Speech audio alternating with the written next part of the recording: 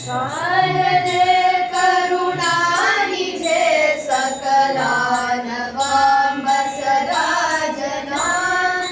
शारदे करुणानिधे सकलानवाम्ब सदा जना।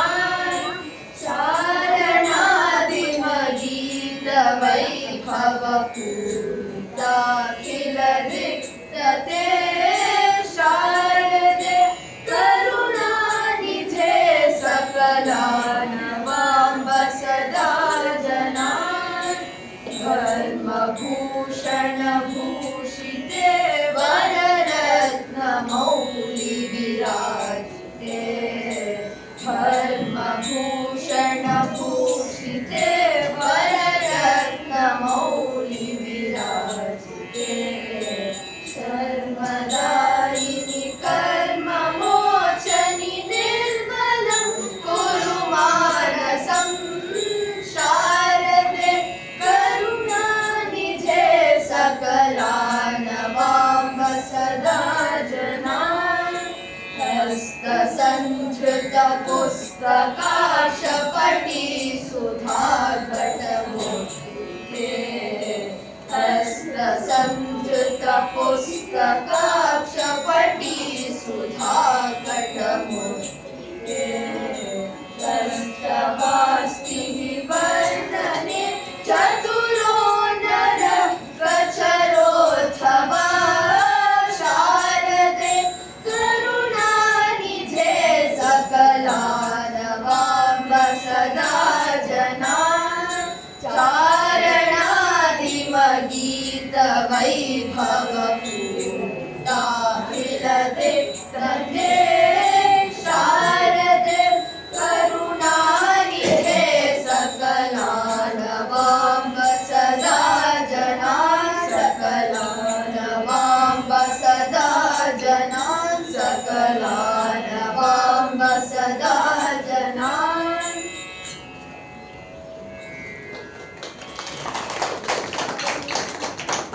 धन्यवादाः मित्राणि। इदानीम् आगतेभ्यः सर्वेभ्यः स्वागतं ज्ञापयति भ्राता शिखरः।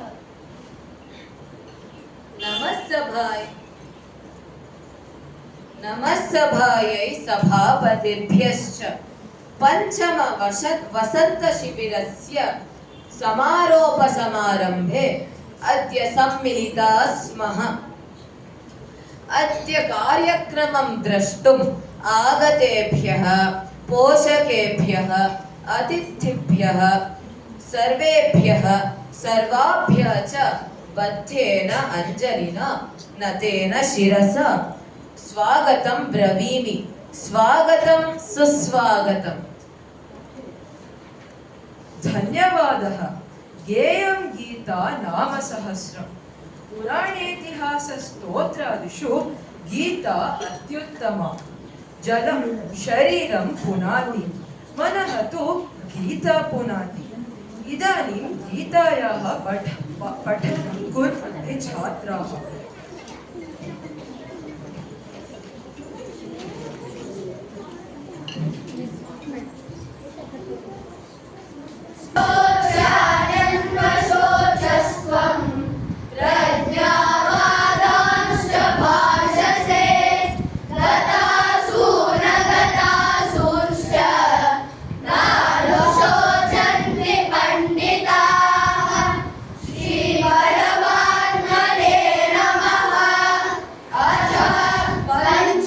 पंचदशोऽध्यायः श्रीभगवानुवाच।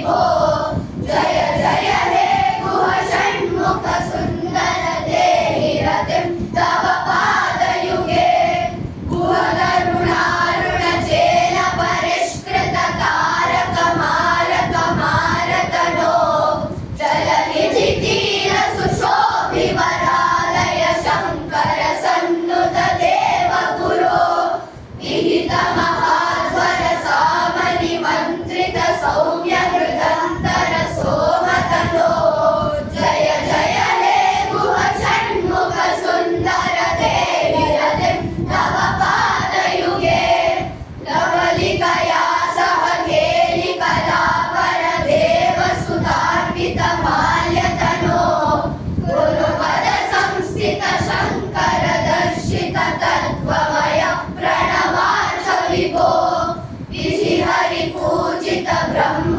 सुतार्पित भाग्य सुपूरक योगितनो जय जय हे गुह षण्मुख सुन्दर देहि रतिं तव पादयुगे कलिजन पालन कञ्ज सुलोचन कुक्कुट केतन केलितनो कृत बलिपालन बर्हिण वाहन पाल विलोचन शम्भुतनो शरवण सम्भव शत्रु निबर्हण चन्द्र समानन शर्वतनो जय जय हे गुह षण्मुख सुन्दर देहि रतिं तव पादयुगे सुखदमनन्त पदान्वित राम सुदीक्षित सत्कविपद्यमिदम् शरवण सम्भवतोषदमिष्टदमष्ट सुसिद्धिदमादिहरम् पठति शृणोति च भक्तियुतो यदि भाग्य समृद्धिमथो लभते जय जय हे गुह षण्मुख सुन्दर देहि रतिं तव पादयुगे जय जय हे गुह षण्मुख सुन्दर देहि रतिं तव पादयुगे जय जय हे गुह षण्मुख सुन्दर देहि रतिं तव पादयुगे अद्भुतम् अत्यद्भुतम् भज गोविन्दं गोविन्दं भज मूढमते सम्प्राप्ते सन्निहिते काले नहि नहि रक्षति दुःखकरणे कलियुगे हि गोविन्दस्य नाम एव अस्मान् सर्वदा रक्षति गोविन्दनाम्ना अस्माकं समस्ताः अघाः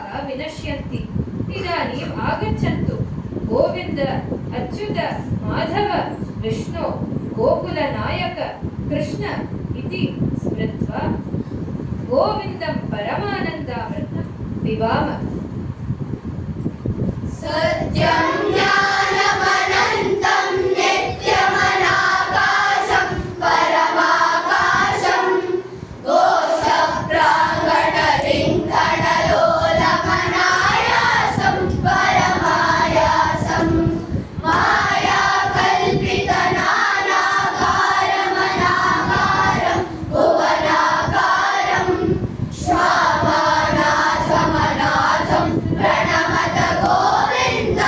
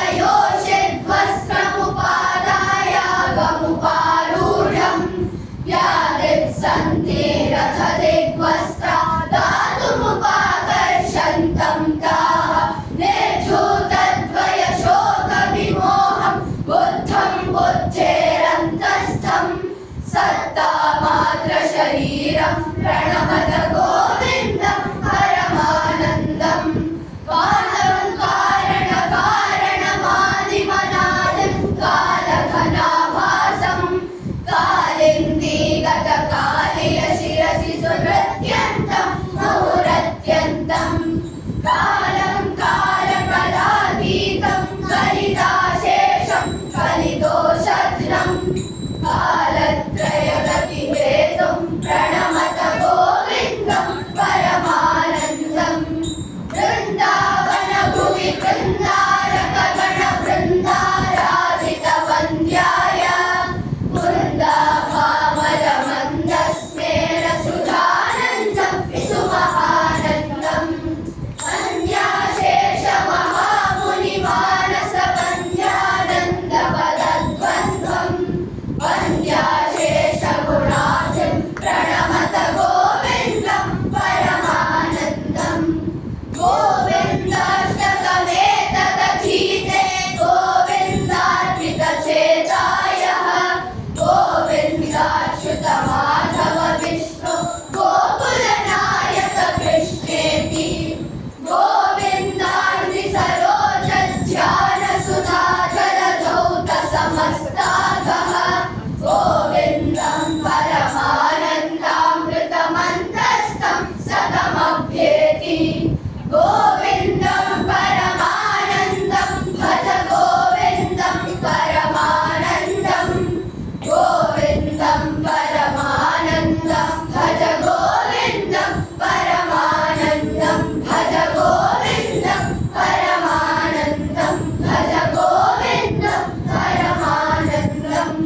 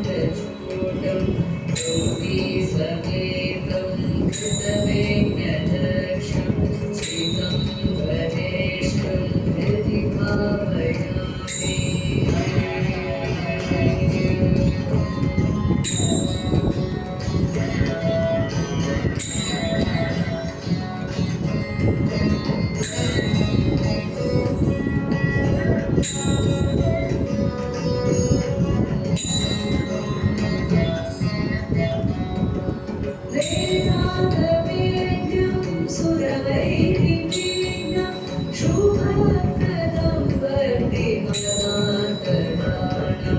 कालागतं श्रीकरुणाकटाक्षं श्रीगम्भरेशं प्रतिभावयामि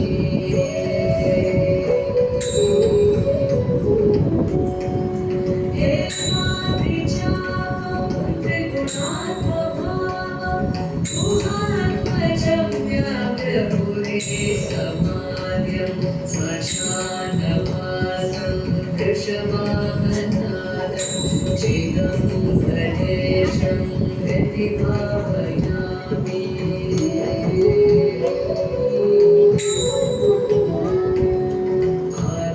आद्यन्तशून्यम् आद्यन्तशून्यं त्रिपुरादिधीशं नन्दीशगोप्यस्तुतिवैभवाद्यं समस्तदेवै परिपूजिताङ्घ्रिं चिदम्बरेशं हृदि भावयामि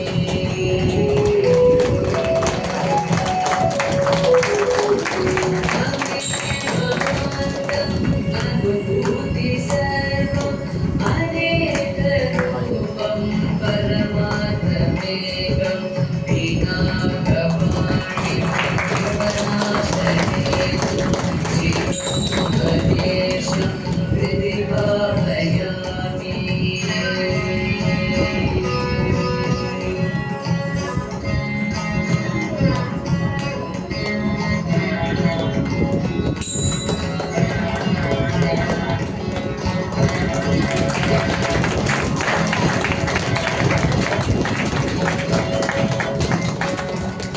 विश्वेश्वरं नित्यमनन्तमाद्यं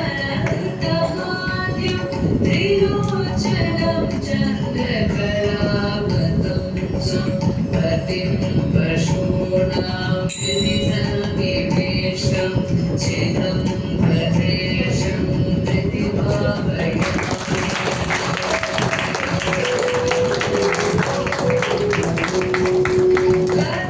कर्पूरगात्रं कमनीयनेत्रं कंसारिनेत्रं कमलेन्दुवर्णं गन्धर्वगात्रं कमलेशमित्रं चिदम्बरेशं हृदि भावयामि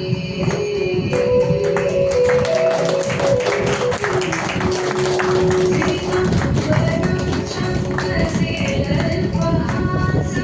कपालिनं शूलिनं आर्द्रतेयं नागात्मजपत्रपयोधसूर्यं चिदम्बरेशं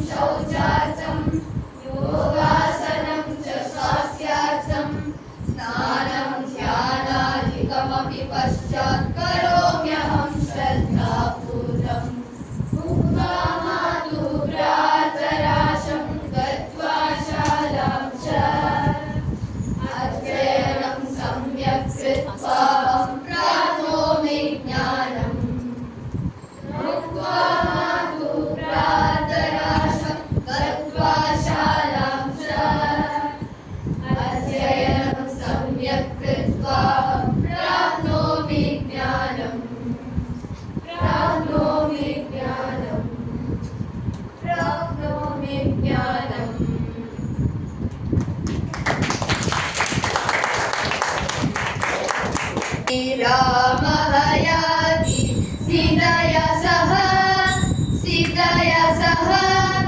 कुत्र सह याति सरयू नदी कृष्णः याति राधया सह कुत्र सह याति यमुना नदी कृष्णः याति राधया सह कुत्र सह याति यमुना नदी विठ्ठलः याति रुक्मिण्या सह कुत्र सह याति चन्द्रभागा विठ्ठलः याति रुक्मिण्या सह कुत्र सह याति चन्द्रभागा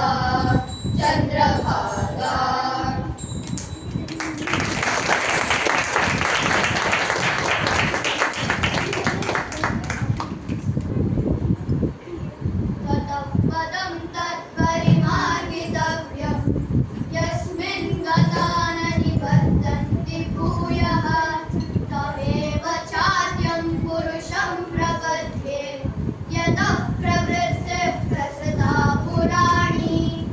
सप्ताहायनः शङ्करः स्वगृहे पठन्नस्ति। आर्याम्ब स्वपुत्रस्थकुशलां मतिं मृदुवचः अनुत्तमं वपुः च उद्वीक्ष्य सन्तुष्टा। एकस्मिन् दिने आर्याम्ब स्नातुं पूर्णा नदीं प्रति प्रस्थिता। परम् आतपकिरणेन पीडिता। तव कृशतनुः मार्गे विललम्बे मन्दगमनात् पुरतः अगच्छत्।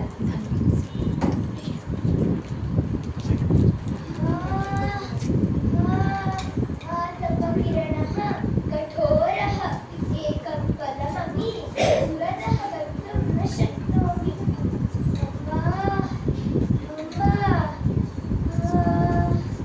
किं करोमि? कथं नदीतटं प्राप्नोमि? कथं स्नानं करोमि?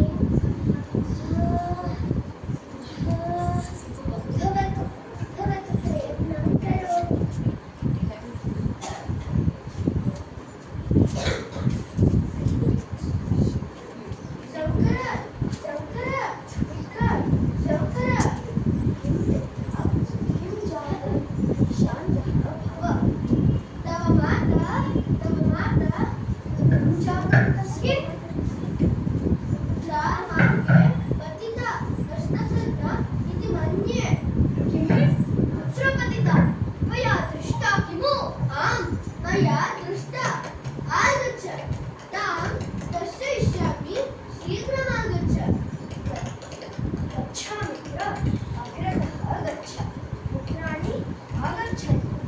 सर्वे मातरं रक्षामः। पुत्र अस्मान् तत्र नय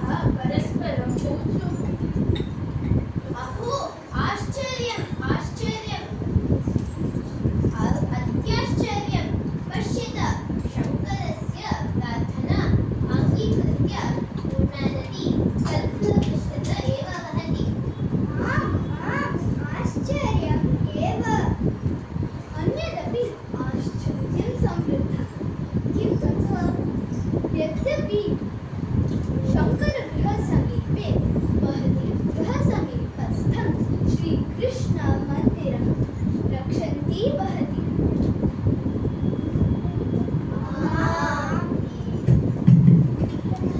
शङ्करः साक्षात् कैलासवासी परमेश्वरः एव, नात्र संशयः।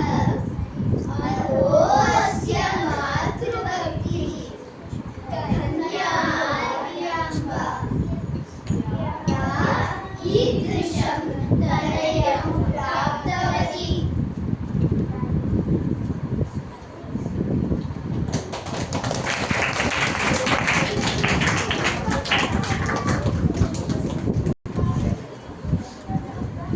वदत कृङ्करणे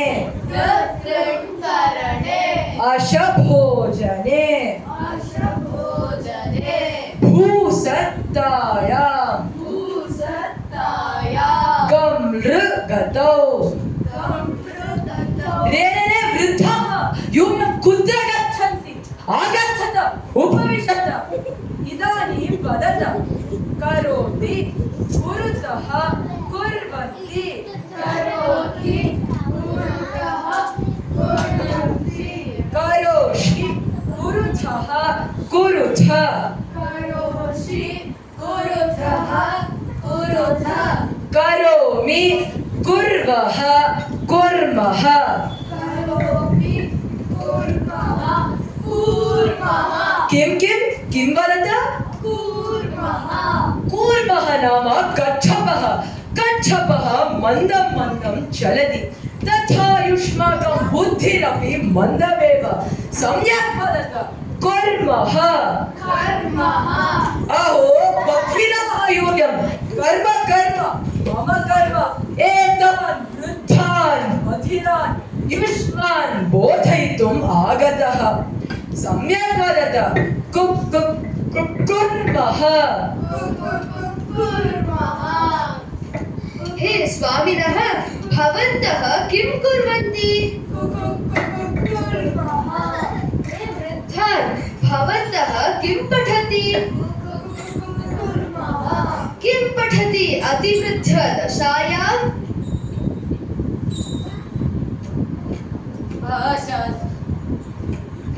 भाषासु मुख्य मधुर दिव्या खलु गीर्वाणभारती। ताम् अभ्यसितुम् आशा इदानीमेव सञ्जाता। अतः तदर्थं गुरुसकाशात् आगताः वयं। सः तु व्याकरणं विना भाषाज्ञानं नैव भविष्यति।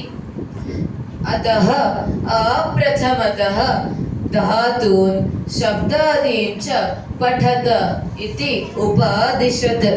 अतः धातून् पठामः पठाम भारतीं करणे करणे। अहो मूर्खता, यमस्य अतिथयः भविष्यत अतिशीघ्रम्। युद्धकाले शस्त्राभ्यासम् इव इदानीं व्याकरणं पठित्वा कदा वा ग्रन्थान् पठिष्यथ? कदा वा ज्ञानं प्राप्य भगवन्तं दृश्यथ? अहो युष्माकम् अज्ञानम्। हे भ्रातरः, अलं श्रमेण इदानीं युष्माभिः व्याकरणं न पठनीयं, परं स्मरणीयं श्रीगोविन्दस्य नाम। तस्य चरणयुगलं वन्दनीयम्। भज गोविन्दं गोविन्दं भज मूढमते।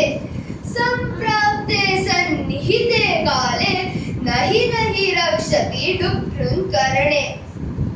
अन्तिमकाले डुक्कृङ्करणे इति व्याकरणं नैव रक्षति, परं श्रीगोविन्दस्य नाम एव रक्षति। अतः परिपूतस्वान्तःकरणाः गोविन्दं मनसा चिन्तयेत। वाचा कीर्तयत कायेन पूजयत च अपि वदन्तु भज गोविन्दं गोविन्दं भज मूढमते सम्प्राप्ते सन्निहिते काले नहि रक्षति डुक्रं करणे गोविन्द भजनं कर्तुं बुद्धिः कदा जायते गोविन्द भजनं कर्तुं बुद्धिः सज्जनसङ्गात् भवति सत्सङ्गत्वे निस्सङ्गत्वे निर्मोहत्वे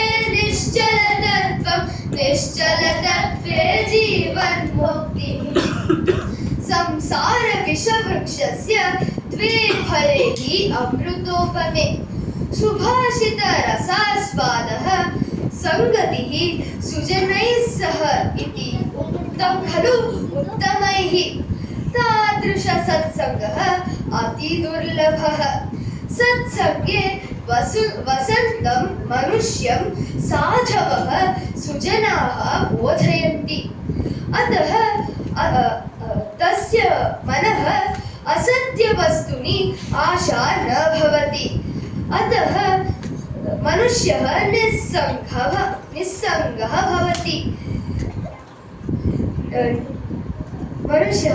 निस्सङ्गः भवति काम क्रोध लोभ मोह मद मात्सर्यादिभिः विमुक्तः भवति तदा तस्य मनः निश्चलं भवति निश्चलं मनसि आनन्दानुभवः भवति आनन्दानुभवः एव जीवन्मुक्तिः खलु अपि वदन्तु सत्सङ्गत्वे निस्सङ्गत्वे निर्मोहत्वे निश्चलतत्वे जीवन्मुक्तिः जीवने अस्माभिः किं न कर्तव्यम् मा कुरु धनजन यौवन गर्वं हरति निमेषात् कालः सर्वं मायामयमिदमखिलं हित्वा ब्रह्मपदं त्वं प्रविश विदित्वा चञ्चला खलु लक्ष्मीः अति निर्दया सा अतः धनगर्वं मा कुरुत अपि च अद्य युवा सः एव श्वः वा परश्वः वा वृद्धः भवति तदा तस्य स्थितिः अशोचनीया भवति अङ्गं गलितं पलितं मुण्डं दशनविहीनं जातं तुण्डं वृद्धो याति गृहीत्वा दण्डं तदपि न मुञ्चत्याशापिण्डम्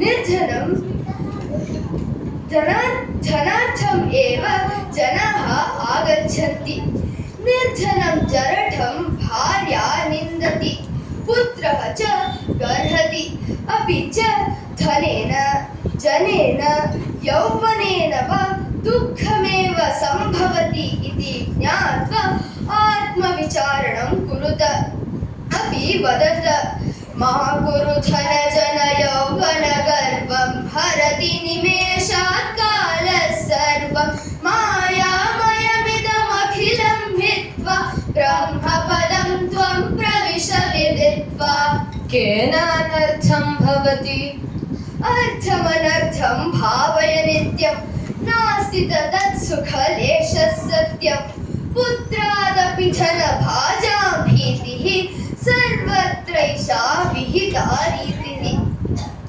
पितृपुत्रयोः मध्ये कलहं सतिपतिभेदं सुहृदा वैमनस्यं च कर्तुं तथा कर्तुम् अकर्तुम् अन्यथा कर्तुं च शक्तियुतम् अनर्थप्रभवं दूरीकुरुत अपि वदत अर्थमनर्थं भावय नित्यं नास्ति तत् सुखलेशः सत्यं पुत्रादपि धनभाजां भीति सर्वत्रैषा विहिता रीतिः एतानि तावत् अकर्तव्यानि परं जीवने अस्माभिः कानि अवश्यं कर्तव्यानि भगवद्गीता किञ्चिदधीता गङ्गा जललवकणिका पीता सकृदपि येन मुरारिसमर्चा क्रियते तस्य यमेन न चर्चा अपि च गेयं गीता नाम सहस्रं ध्येयं श्रीपतिरूपमजस्रं ज्ञेयं सज्जनसङ्गे चित्तं देयं दीनजनाय च वित्तम् लोके पुराणानि इतिहासाः स्तोत्राणि च सन्ति तेषु गीता अत्युत्तमा जलस्नानं देहं शुद्धीकरोति परं मनःशुद्धिः गीतास्नानात् भवति श्रीकृष्णेन कुरुक्षेत्रे पार्थं प्रति उक्तं गीताशास्त्रम् उत्तमशास्त्रं गीताशास्त्रम् किं कर्म किम् अकर्म इति करतलामलकवत् बोधयति गीता सा अवश्यं पठनीया पार्थसारथिना उक्तं गीतामृतं ये पिबन्ति ते खलु धन्याः तस्य पानेन अजरामरत्वं च मनुष्यः प्राप्नोति एवमुक्तवान् भगवान् ज्ञेयस्य नित्यसन्न्यासी न शोचति न काङ्क्षति निर्द्वन्द्वो हि महाबाहो सुखं बन्धात् प्रमुच्यते अहो तस्याः गीतायाः माहात्म्यम् अहो तस्याः गीतायाः माहात्म्यम्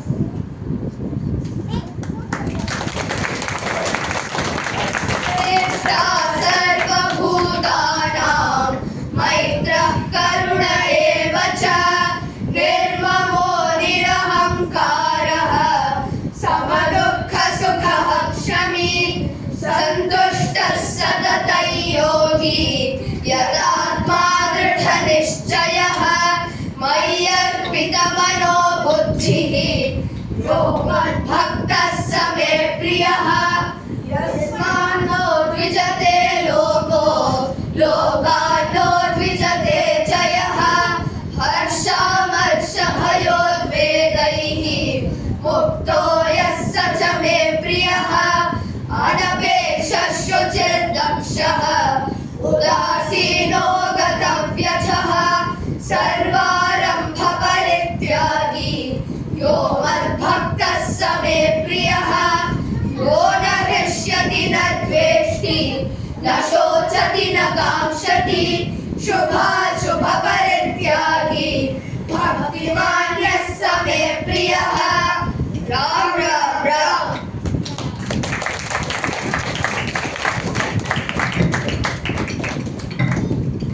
केशवं रामनारायणं कृष्णदामोदरं वासुदेवं हरिम् अच्युतं केशवं रामनारायणं कृष्णदामोदरं वासुदेवं हरिं श्रीधरं माधवं गोपिकावल्लभं जानकीनायकं रामचन्द्रं भजे अच्युतं केशवं सत्यभामाधवं माधवं श्रीधरं राधिकाराधितं इन्दिरामन्दिरं चेतसा सुन्दरं देवकी नन्दनं नन्दनं सन्दधे विष्णवे शङ्किने चक्रिणे रुक्मिणी रागिणे जानकी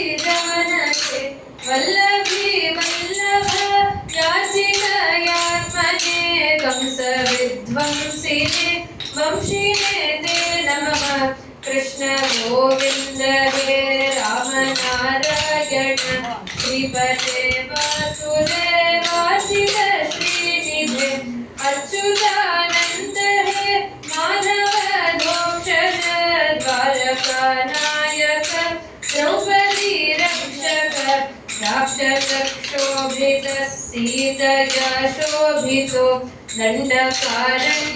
दण्डकारण्यभूपुण्यदा कारणं लक्ष्मणेनार्पितो वानरैः सेवितो अगस्त्य सम्पूजितो राघवः पातु मां धेनुकारिष्टः निष्टकृद्वेषिणां केशिः कंसः ध्वंसिकावादकः नागोपकसूरजाकेलनो बालगोपालक पातु मां सर्वदा विद्युद्योतवत्प्रस्फुरद्भाससं प्रवृतं बोधवत् प्रोलसद्विग्रहं वन्यया मालया शोभितोरस्थलं लोहिताग्निद्वयं वारिजाक्षं भजे कुञ्चितैः कुन्तलैर्भ्राजमानाननं रत्नमौलिं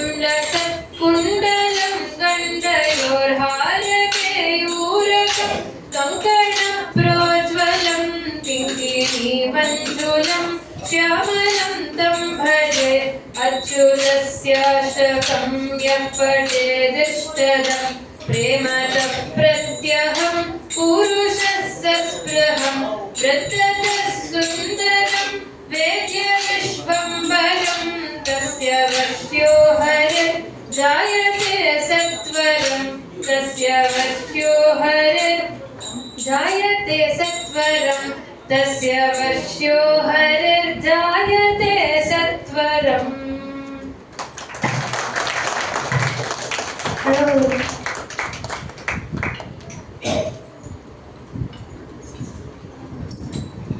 मित्राणि राम राम राम राम राम राम किं भवन्तः श्वं चालयन्ति उत रथं चालयन्ति हाय हाय इति वदन्ति? हे कृष्ण, इदानीन्तनकाले परस्परं मित्राणां मेलने एवमेव वदन्ति खलु? आम्, अत एव अस्माभिः अपि एवमेव उक्तम्. न तथा वक्तव्यम्। हे शिखर, तर्हि किं पुनः वक्तव्यम्? राम राम राम इति वक्तव्यम्। कुतः एव वक्तव्यम्? तदा भगवन्नामोच्चारणं भविता पुण्यप्राप्तिः च। तर्हि कृष्ण कृष्ण कृष्ण शिव शिव शिव इत्यपि वक्तुं शक्यते खलु? शक्यते ज्ञाने शक्यते, परम् अस्मत्पूर्वजाः नामसु राम नाम एव श्रेष्ठं नाम इति निर्धारितवन्तः। कुतः एवं निर्धारितवन्तः? हे कार्तिक, वदामि शृणु। कल्याणानां धानं कलिमलमथनं पावनं पावनानां पाथेयं यन्मुमुक्षोः सपदि परपदप्राप्तये प्रस्थितस्य विश्रान्तस्थानमेकं कविवरवचसां जीवनं सज्जनानां बीजं धर्मद्रुमस्य प्रभवतु भवतां भूतये रामनाम इति पूर्वजाः उक्तवन्तः। आहा आहा, अद्भुतम्! अपि च कल्याणोल्लाससीमा कालमेघाभिराम काचित् साकेतधाम भव गहनगतिक्लान्तिहारे प्रणाम सौन्दर्य ह्रीणकाम धृतजनकसुता सादरापाङ्गधाम दिक्षु प्रख्यात भूम दिविशदभिनुत रामनामादेवता कुशलं कलयतु इति तं रामं वर्णयन्ति भक्ताः। आहा आहा, अहो रामनाम महिमा, अहो रामनाम महिमा, मधुरतरा सा देवता.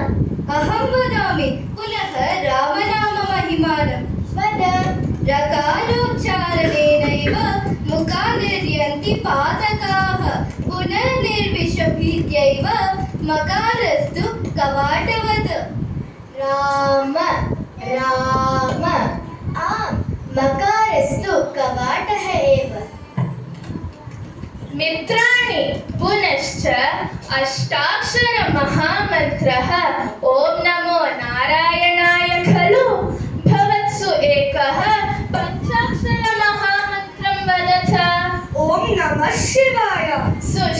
उक्तम् एतयोः महामन्त्रयोः सारभूतः मन्त्रः एव रामनाम। कथम्? अष्टाक्षरमहामन्त्रस्य जीवभूतम् अक्षरं रा, पञ्चाक्षरस्य तु म, उभयोः मेलनं रामनाम। रा इत्यक्षरं विना ॐ नमो नारायणाय इति भवति। म इत्यक्षरं विना ॐ नमः शिवाय इति भवति। एतयोः महामन्त्रयोः जीवभूताक्षरमेलनम् एव रामनाम। आहा आहा, 2 in 1 खलु रामनाम। हा हा, 2 in 1 एव। अज्ञानात् हेदनात् उक्तमपि रामनाम अस्मान् रक्षति। कथम्? वने चरामः, वसूचाहरामः, नदीं तरामः, न भयं स्मरामः इति रयन्तोऽपि वने किराताः मुक्तिं गताः रामपदानुषङ्गात्। आं किमु तैः रामनाम नैवं खलु? उक्तं ज्ञाने उक्तं वदामि शृणु च रामः आह रामः त रामः स्म रामः इति उक्तं खलु? आम् आम् उक्तम्, इदानीं ज्ञातम्। शङ्कर भगवत्पादाचार्याः अपि श्रीरामभुजङ्गप्रयातस्तोत्रे रामं रामनाम महिमानम् एवं वर्णयन्ति स्तुवन्ति च। यदा वर्णयत् कर्णमूलेऽन्तकाले शिवो राम रामेति रामेति काश्यां तदेकं परं तारकब्रह्मरूपं भजेऽहं भजेऽहं भजेऽहं भजेऽहम्। त्यागराजादयः रामभक्ताः अपि रामनाममु जन्मरक्षकमन्त्रमु इति अगायन्। पुरन्दरदासादयः अपि रामनामपायसಕ್ಕೆ ಕೃಷ್ಣನಾಮ ಸಕ್ಕರೆ ರಾಮಮಂತ್ರವ ಜಪಿಸೋ ಹೇ ಮನುಜ ಇತಿ ಅಗಾಯನ್। आं सत्यं भद्राचल रामदासः अपि ओ राम नी नामं एन्तो रुचिरा इति रसास्वादनम् अकुर्वन्। सखायः जीवन्मुक्ता अग्रेसराः श्री सदाशिव ब्रह्मेन्द्राः अपि पिबरे रामरसं रसने पिबरे रामरसं रसने पिबरे रामरसं जनन मरण भय शोक विदूरं सकल शास्त्र निगमागम सारं पिबरे रामरसं शुद्ध परमहंसाश्रम गीतं शुक शौनक कौशिक मुख पीतं पिबरे रामरसं रसने पिबरे रामरसं रसने पिबरे रामरसम् इति स्वयं अनुभूय अस्मानपि अनुभोक्तुम् आह्वयन्ति रसो वै सः। विष्णु सहस्रनाम स्तोत्र कथन समये अपि रामनाम वदति खलु ईश्वरः। आह आह त्वया स्मृतं खलु वद श्लोकम्। श्रीराम राम रामेति रमे रामे मनोरमे सहस्रनाम तत्तुल्यं रामनाम वरानने। अस्य श्लोकस्य अर्थं वदतु कृपया, शृणुमः। ईश्वरः वदति राम राम राम इति रामनाम्नः त्रिवारोच्चारणेनैव सहस्रनामपारायणफलं भवति इति। आं किमु तत् कथम्?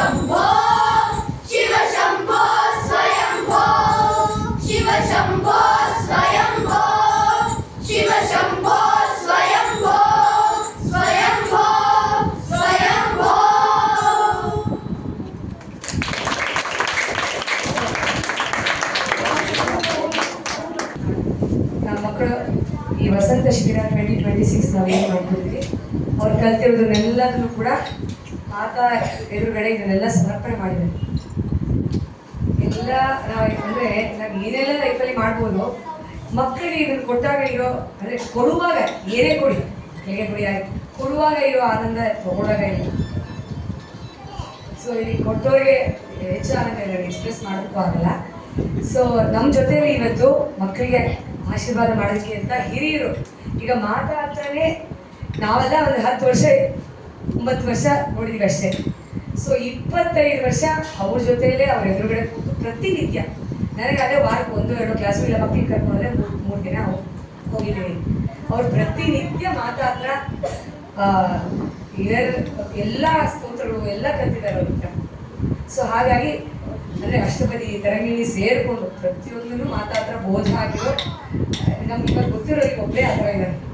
ಸೊ ಹಾಗಾಗಿ ಅವರು ಕೂಡ ನಮ್ಮ ಜೊತೆ ಇವತ್ತಿದ್ದು ಇದನ್ನೆಲ್ಲ ಕೂತು ನಮಗೆಲ್ಲ ಮಕ್ಕಳಿಗೆಲ್ಲ ಆಶೀರ್ವಾದ ಮಾಡ್ತಾ ಇಲ್ಲೇ ಇದ್ದಾರೆ. ಅದು ನಮ್ಗೆ ತುಂಬ ಆನಂದ ಕೊಡುತ್ತೆ. ಮೋಸ್ಟ್ಲಿ ನಾನು ವರ್ಡ್ಸಲ್ಲಿ ಹೇಳಿದ್ರೆ ಇದು ತುಂಬ ಕಡಿಮೆ, ಯಾಕಂದರೆ ಅವ್ರು ಇರೋದು ನನಗೆ ಅಷ್ಟು ಆನಂದ ಇದೆ. ಸೊ ಈಗ ಮಕ್ಕಳಿಗೆಲ್ಲ ಪ್ರೈಸ್ ಕೊಡೋದಕ್ಕೆ ನಾನು ಉಷಾಹಾರನಲ್ಲಿ ಮಹೋದಯ ನಾನು ಇಲ್ಲಿಗೆ ಆಹ್ವಾನ.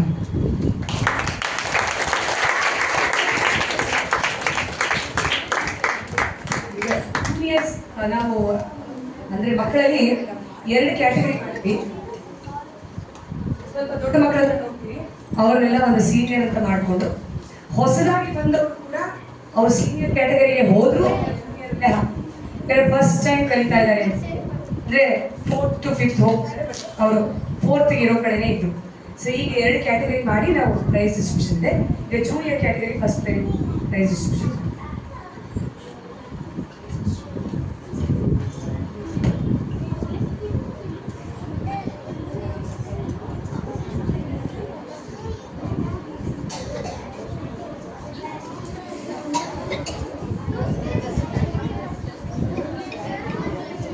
ಜೂನಿಯರ್ ಕ್ಯಾಟ್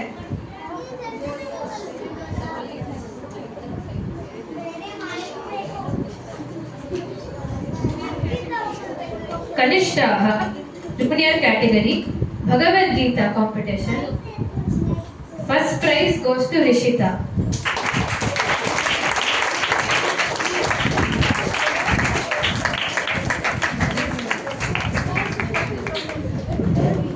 ಈ ಮಗು ಬಂದಾಗಲಿಂದ ಮಹಾಶ್ರದ್ಧೆ, ಮಾತಾಗಿ ಪ್ರತಿನಿತ್ಯ ಒಂದು ಹೂವು ಸಮರ್ಪಣೆ ಮಾಡು, ಹಣ್ಣು ಸಮರ್ಪಣೆ ಮಾಡು. ಈ ಶ್ರದ್ಧೆಗೆ ಮಾತಾ ಅವಳಿಗೆ ಏನು ಬೇಕಾದರೂ ಕೊಡ್ತಾರೆ ನನಗೆ ತಿರುಪತಿ. ಸೊ ಶ್ರದ್ಧಾವಾನ್ ಲಭತೆ ಜ್ಞಾನ ಮಾತಾನೇ ಹೇಳೋರು, ತುಂಬ ಶ್ರದ್ಧೆ. ನಾನು ನೋಡಿಲ್ಲ ಈ ಶ್ರದ್ಧೆ. ಸದ್ಗುರುಪಾಲೆ. Second prize सात्विका.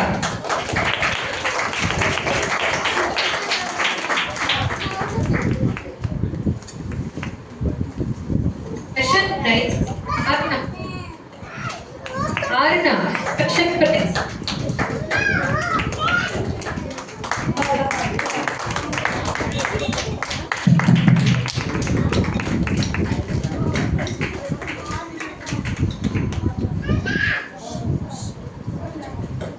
ಶ್ಲೋಕ ಕಥನಂ, ಷಣ್ಮುಖ ಷಟ್ಕಂ ಮತ್ತೆ ಗೋವಿಂದಾಷ್ಟಕಂ ಹೇಳಿದ್ರು. First place Rishita.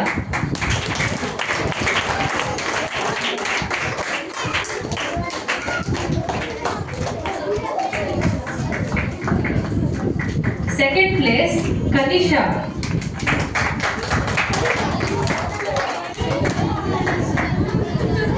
Second prize सात्विका.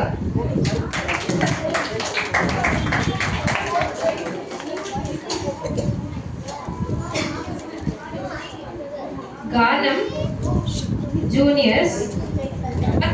First prize goes to Sujan.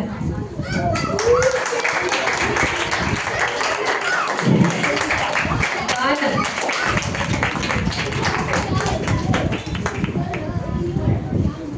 Second prize goes निशा.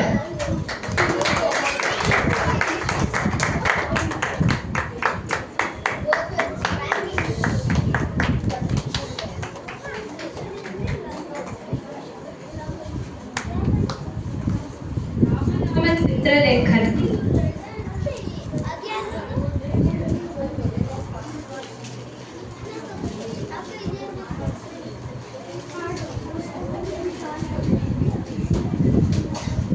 ರಾಮನಾಮ ಚಿತ್ರಲೇಖನಂ. First prize goes to Sanvika.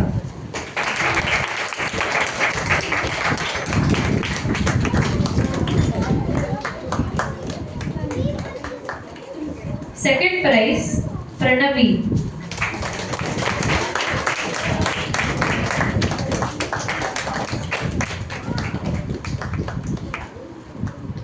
Third prize, Arna.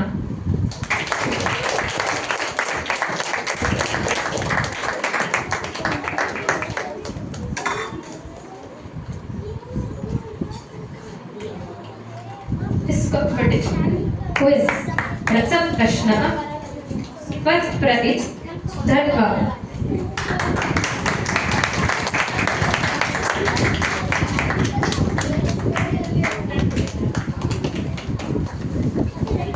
Second prize, Divam.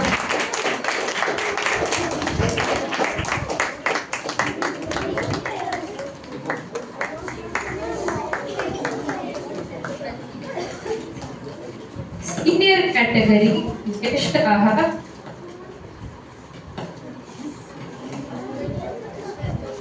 Bhagavad Gita.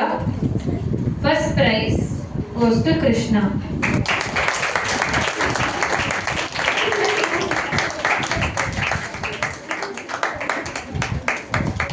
Second prize, Manoj.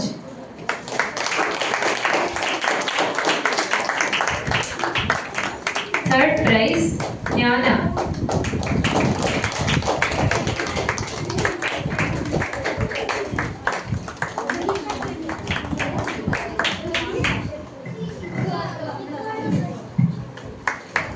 ಧನ್ಯವಾದ ಹರ್ಷ.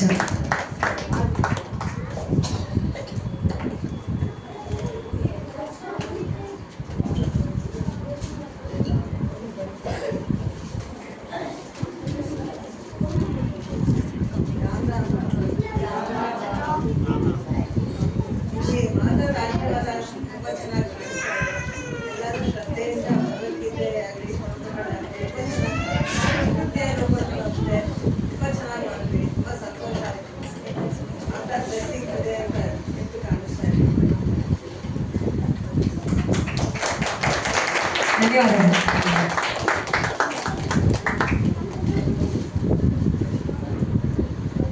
ಇವತ್ತು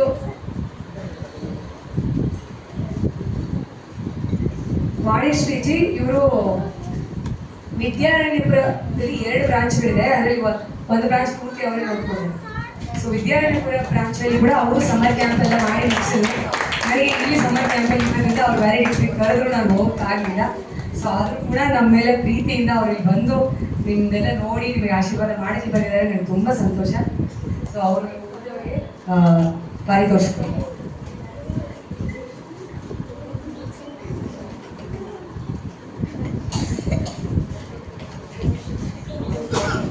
ಶ್ಲೋಕ ಕಥನಂ. ಫಸ್ಟ್ ಪ್ರೈಸ್ ನಮಕ್.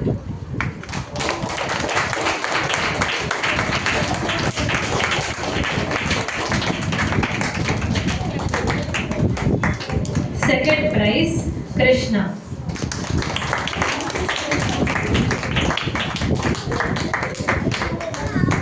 Third prize, Anvita.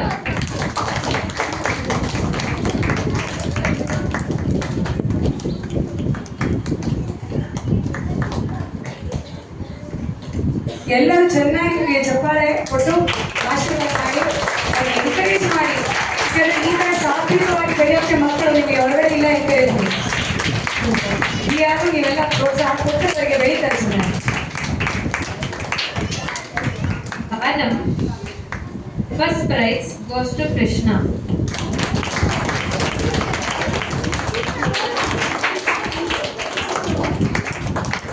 Second prize, Naman.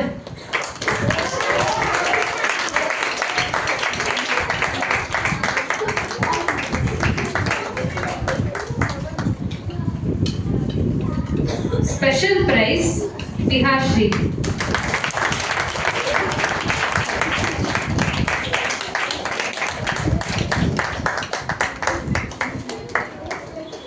ರಾಮನಾಮ ಚಿತ್ರಲೇಖನ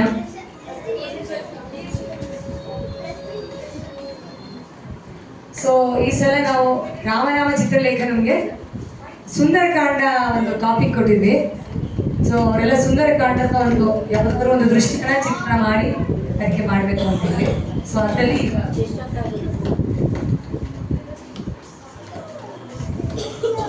first prize ಇಬ್ಬರ ಮಧ್ಯೆ draw ಆಗಿದೆ. ಅನ್ವಿತಾ ಧನ್ವಿಲ್ ಅನ್ವಿತಾ.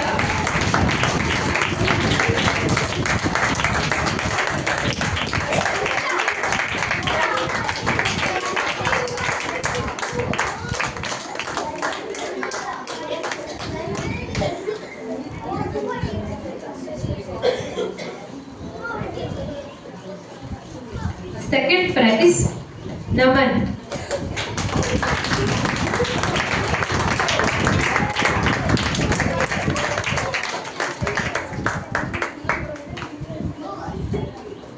Third prize, ಮತ್ತೆ ಟೈ ಆಗಿದೆ. ದುಷ್ಯಂತ್ ಧನ್ವಿ.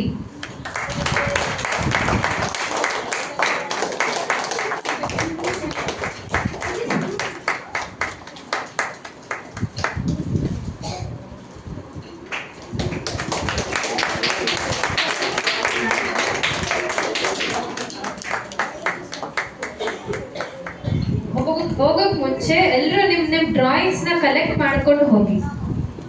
ನಮ್ಮ ಹತ್ರ ಕಲೆಕ್ಟ್ ಮಾಡ್ಕೊಂಡು ಹೋಗಿ. ರಸಪ್ರಶ್ನ first prize Anvita.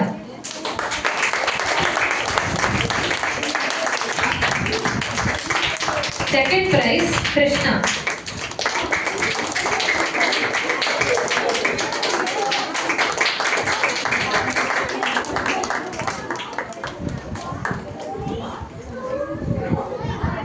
Third prize ವಿಹಾಶ್ರೀ.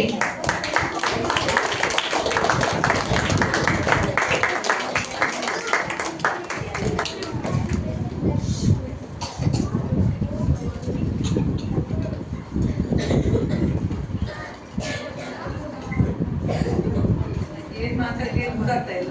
ಅಷ್ಟು ಅದ್ಭುತವಾಗಿ ಪರಿಮಳ ಗಂಡ ಹೆಂಡತಿ ಮತ್ತು ಅವರ ಮಕ್ಕಳು ಎಲ್ಲರೂ ಇದಕ್ಕೆ ನಮ್ಮ ಹೇಳ್ತಾರೆ ಜೀವನವನ್ನೇ ಈಗ ಕೊಟ್ಟಿದ್ದಾರೆ. ಬರ್ತಾ ಇದೆಯೇನು? ಮಾತೆಯ ಆಶೀರ್ವಾದ ಎಷ್ಟು ಚೆನ್ನಾಗಿ ಅಭಿವ್ಯಕ್ತ ಆಗ್ತಿದೆ ಅನ್ನೋದನ್ನ ಪದಗಳಲ್ಲಿ ವರ್ಣಿಸ್ಲಿಕ್ಕೆ ಸಾಧ್ಯ ಇಲ್ಲ. ಈ ರೀತಿಯ ಅಭಿರುಚಿ ಎನ್ನುವಂಥದ್ದು ಮಕ್ಕಳಿಗೆ ಈ ನಿಟ್ಟಿನಲ್ಲಿ ಕಳಿಸುವಂತ ಪೋಷಕರಾಗ್ಲಿ ಹಾಗೆ ಉತ್ಸಾಹಭರಿತರಾಗಿರ್ತಕ್ಕ ಹೇಳಿಕೊಡ್ಲಿಕ್ಕೆ ಇರ್ತಕ್ಕಂಥ ಅಧ್ಯಾಪಕರ ತಂಡವೂ ಆಗಿರ್ಲಿ, ಹಾಗೆ ಆ ಉತ್ಸಾಹದಿಂದ ಕಲಿತಿರ್ತಕ್ಕಂಥ ಮಕ್ಕಳು, ಇವರೆಲ್ಲರ ಸಮನ್ವಯ ಇದ್ರೆ ಮಾತ್ರ ಈ ಒಂದು ಕಾರ್ಯ ನಿರ್ವಹಿಸಲಿಕ್ಕೆ ಸಾಧ್ಯ. ಇದು ಎಲ್ಲರಿಗೂ ಅದೃಷ್ಟ ಇರೋದಿಲ್ಲ. ಇದು ಬರೆದಿಟ್ಕೊಳ್ಳಿ. ಸತ್ಯವಾಗ್ಲೂ ಹೇಳ್ತೇನೆ, ಈ ಒಂದು ಅಂಕಣಕ್ಕೆ ಅಥವಾ ಈ ಒಂದು ನಿಟ್ಟಿನಲ್ಲಿ ಮಕ್ಕಳನ್ನ ಕಳಿಸ್ಬೇಕು ಅಥವಾ ಇದಕ್ಕೋಸ್ಕರ ತಮ್ಮ ಮಕ್ಕಳನ್ನ ಕಳಿಸಿ ಈ ನಿಟ್ಟಿನಲ್ಲಿ ಮಕ್ಕಳನ್ನ ಪಾರಮಾರ್ಥಿಕದ ಕಡೆಗೆ ಕೊಂಡೊಯ್ಯಬೇಕು ಅನ್ನೋ ಬುದ್ಧಿ ಕೂಡ, ಆ ಒಂದು ನಿಲುವು ಕೂಡ ತಂದೆ ತಾಯಿಗಳಲ್ಲಿ ಬರೋದು ಕೂಡ ವಿರಳ ಇತ್ತೀಚಿನ ದಿನಗಳಲ್ಲಿ. ಹಾಗೆ ಈ ಮಕ್ಕಳ ಉತ್ಸಾಹ ಆ ಕಾಂಪಿಟೇಷನ್ ರೇಂಜ್ನಲ್ಲಿ ಕಲಿತು ಅದನ್ನ ಎಷ್ಟು ಚೆನ್ನಾಗಿ ಅವರು ಒಬ್ಬೊಬ್ರು ಕೂಡ ನನಗೆ ಪದಗಳೇ ಇಲ್ಲ, ನಮ್ಮಲ್ಲಿ ಕೂಡ ಇಷ್ಟು ಚೆನ್ನಾಗಿ ಮಾಡಿಲ್ಲ ನಾವು, ನಮ್ಮ ಅಷ್ಟು ಚೆನ್ನಾಗಿ ಮಾಡಿದ್ರು ಮಾಡಿಕೊಡ್ತಾರೆ.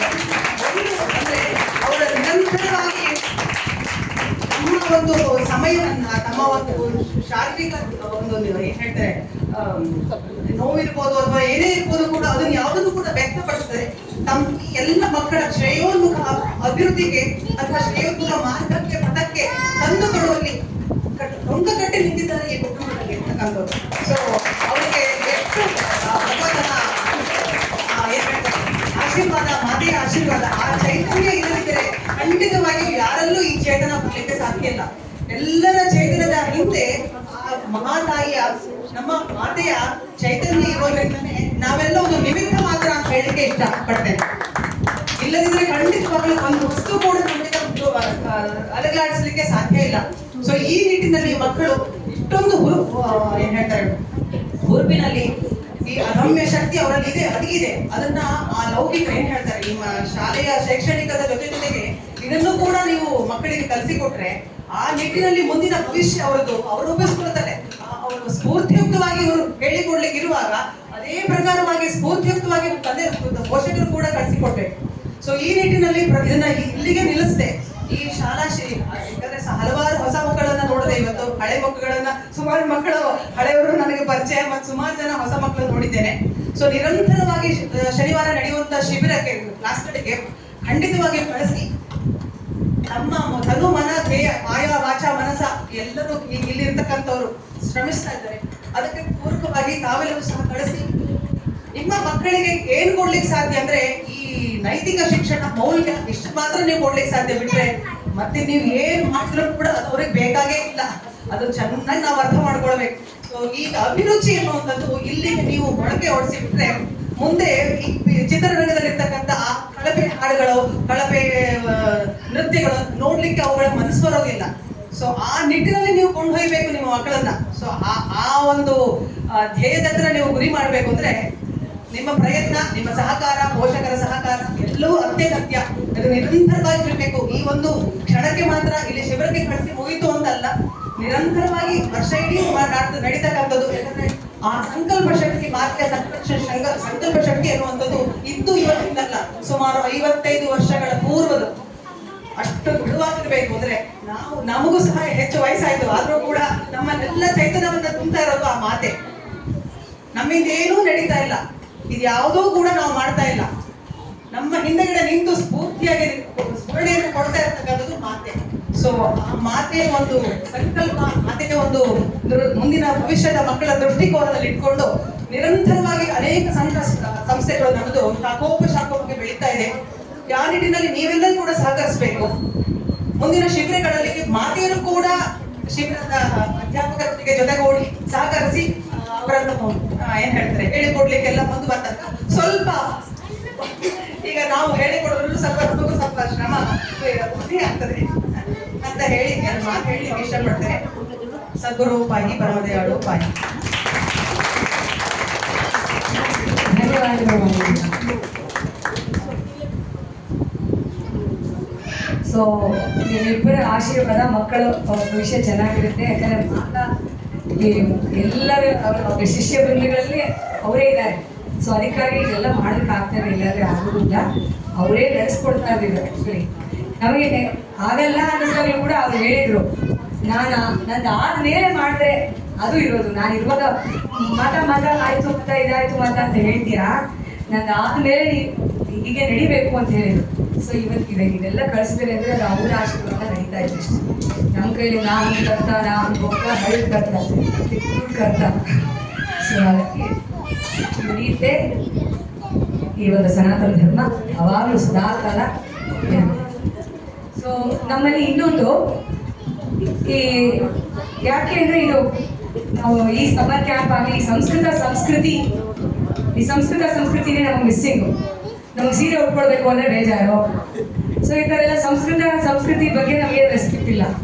ಸೊ ಅದು ನಮಗೆ ಮಕ್ಕಳಲ್ಲಿ ಸಂಸ್ಕೃತಿ ಉಳಿಸ್ಬೇಕು ಅಂತ ಮಾತಾ ಯಾವಾಗಲೂ ಆಸೆ ಇತ್ತು.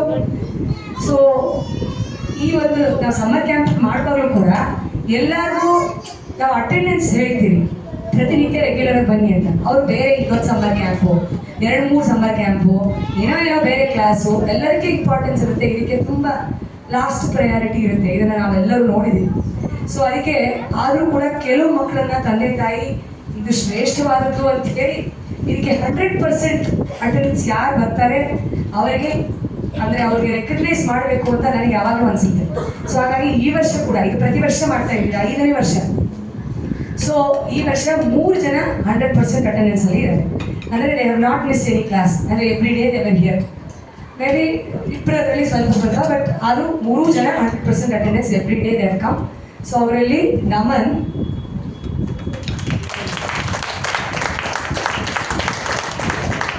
ಧನ್ವಿನ್ ಮತ್ತೆ ಸಾಂದಿಕಾ.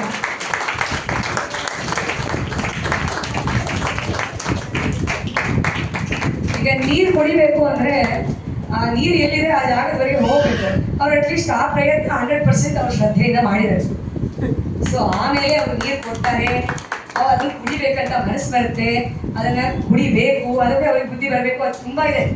ಇದು ಸ್ಟೆಪ್ಸ್ ಇದೆ. ನಮ್ಮ ಮಕ್ಕಳಿಗೆ ಇದೆಲ್ಲ ಹೇಳಿದ್ದೀನಿ, ಮಕ್ಕಳಿಗೆ ಕೇಳಿ ಗೊತ್ತಾಗುತ್ತೆ. ಸೊ ಹಾಗಾಗಿ ಅವರಿಗೆ ಅವರ ಆಶೀರ್ವಾದ ಸಿಗಲಿ ಅನ್ನೋದ್ರ ಮೇಲೆ ಎಲ್ಲರಿಗೂ ಕೂಡ ಇದರ ಒಂದು ಪ್ರಾಮುಖ್ಯತೆ ಗೊತ್ತಾಗಲಿ ಅನ್ನೋದು ಒಂದು ಕೂಡ ಸೊ ಈಗ ಮಕ್ಕಳು